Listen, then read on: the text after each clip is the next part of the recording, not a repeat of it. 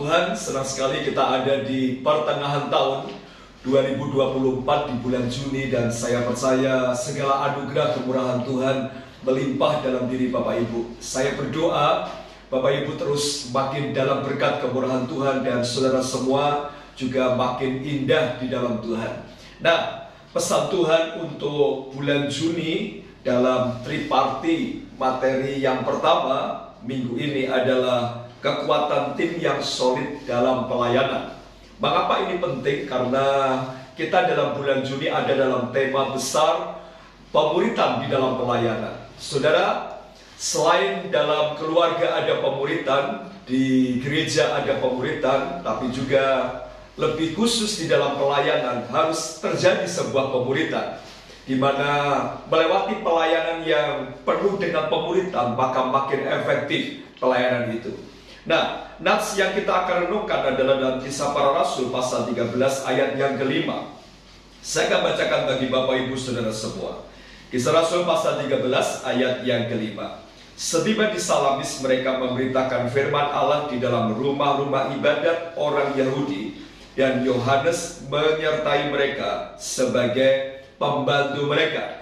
Seperti tema di gereja kita dalam 1 tahun ini adalah pemuritan kunci keserupaan dengan Kristus.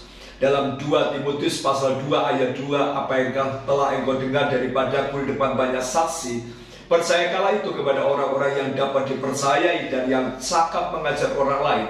Maka saya berharap setiap kita, seluruh jemaat, mengambil bagian bersama-sama untuk mau dimuridkan dan memuridkan. Kenapa ini penting? Mari perhatikan Yesus sendiri. Dia memulai pelayanan di dunia dengan mencari dan menetapkan murid-muridnya.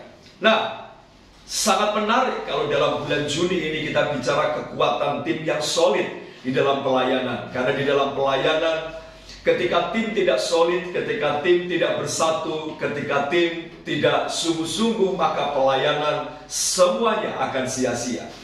Hari ini kita mau belajar dari sebuah cerita yang menarik dalam Kisah Rasul pasal 13 ayat 5, di mana di situ Barnabas dan Paulus dia mengajak Yohanes sebagai pembantu mereka.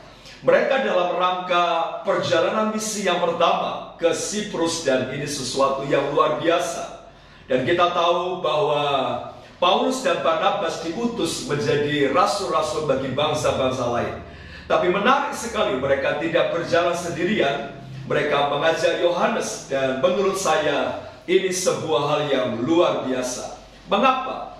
Karena Barnabas mewakili usia di generasi 1, Paulus mewakili usia di generasi 2, dan Yohanes yang kita kenal dengan nama Markus mewakili generasi yang ketiga.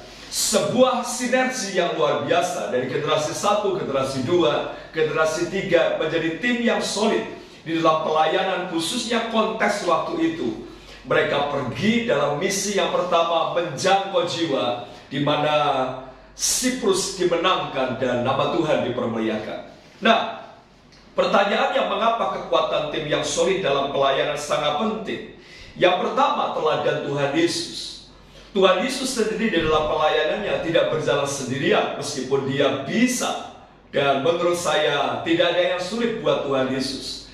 Tapi Tuhan Yesus dia memilih 12 muridnya. Dan untuk memilih 12 muridnya, Yesus berdoa dengan penuh kesungguhan. Yesus bukan hanya sekedar memilih, tapi dia berdoa semalam-malaman menentukan murid-muridnya, dan akhirnya Yesus menetapkan murid-muridnya.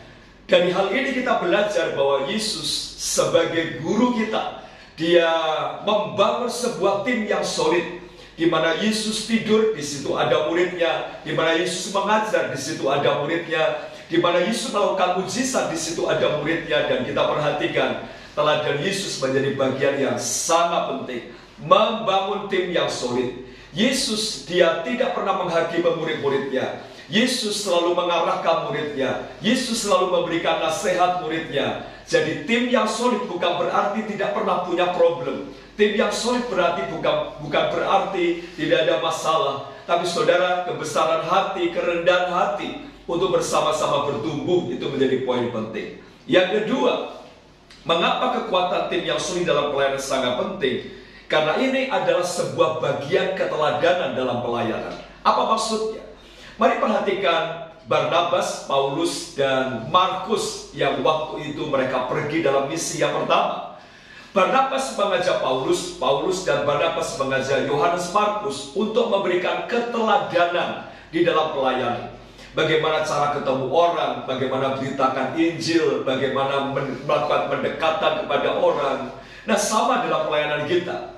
Mengapa kekuatan tim yang solid itu sangat penting dalam pelayanan? Karena kita sedang memberikan teladan buat setiap orang yang terlibat di dalam pelayanan. Jadi sadar atau tidak sadar, pelayanan kita adalah sebuah keteladanan bagi orang yang melayani atau yang belum melayani atau di dalam tim yang ada bersama-sama dengan kita. Itu sebabnya mari belajar menjadi teladan yang terbaik. Ketika saudara WL, ketika saudara main musik, ketika saudara menjadi PKS, ketika saudara menjadi aser kolektan, menjadi pendoa, menjadi pengurus-pengurus gereja, mari bersama kita melayani dan menjadi teladan. Yang terakhir, yang ketiga, kita ada mentoring di dalam pelayanan. Seperti Barnabas dan Saulus mementor Yohanes Markus. Dan kita tahu akhirnya Yohanes Markus dia menjadi murid Yesus yang luar biasa. Dia menulis Injil Markus, bahkan dia melakukan banyak tugas-tugas penting, baik dalam pelayanan Paulus yang ada di Efesus maupun Filipi dan beberapa tugas yang lain. Mentoring itu sangat penting. Mentoring adalah sebuah pendampingan. Mentoring adalah sebuah bagian untuk memberi tuntunan dan arahan. Jadi, mengapa tim yang sulit dalam pelayanan sangat penting? Karena di situ ada sebuah hubungan yang luar biasa antara bapak dan anak dan mentoring terjadi. Itu sebabnya saya mendorong saudara semua, mari kita membangun tim yang solid di dalam pelayanan. Nah, ada dua pertanyaan yang bersama-sama kita akan coba renungkan. Yang pertama adalah sharingkan bagaimana memberikan pendampingan kepada tim yang ada dalam pelayanan kita bersama. Jadi bagaimana caranya kita bisa memberikan pendampingan. Yang kedua adalah sharingkan orang yang sedang kita muridkan di dalam pelayanan. Siapa yang sedang kita bawa dan kita muridkan dia, dan coba sharingkan kehidupannya supaya yang lain bisa membantu. Saya rasa hari ini kita akan melihat kegerakan Tuhan yang luar biasa di gereja kita. Tetap semangat, dan saudara jangan lupa berdoa. Doakan juga ulang tahun gereja kita tanggal 21 Juli 2024. Pada bulan Juli nanti saya percaya akan menjadi berkat. Dan tetap semangat, selamat Triparty. Tuhan Yesus memberkati kita semua.